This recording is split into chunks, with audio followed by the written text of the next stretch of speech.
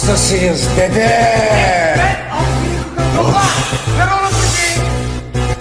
Ses ver Adana, zirveden selam. Durmak yok omi, patlamaya devam. Yok bundan sonra size sigara filan. Uçuyor yıldızlara müptezel bayan. Ses ver Adana, zirveden selam. Durmak yok omi, patlamaya devam.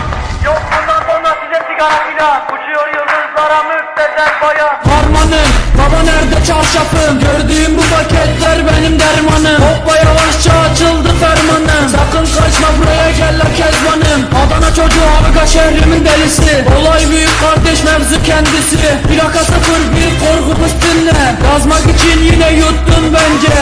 Hey torbacı bana versene borç. Olmaz lan o adamlarları peşin satıyoruz. Bu yüzden babamın cüzdanını çalıyoruz. Akşam olunca dayak yemeye başlıyoruz. Ben yazınca mıkon neşemiz yerinde. Siz ayrı tripte bense düşüşte. Halüs görüyorum ben bu sahnede. Kaç paket sigara bitti lan o kahvelerde. Kapı yutmayınca dönmüyor tekeri. Tribe sokma beni, sikerim beni. Gidin Heyecan abinize selam söyleyin. Tahtını sikiyorum ben de böyleyim. Demiş Adana merkezin sözler çalıntı. Moru kim kimden yaptı alıntı. O şişko menajerin ona söylüyorum. Diss atmadan önce adam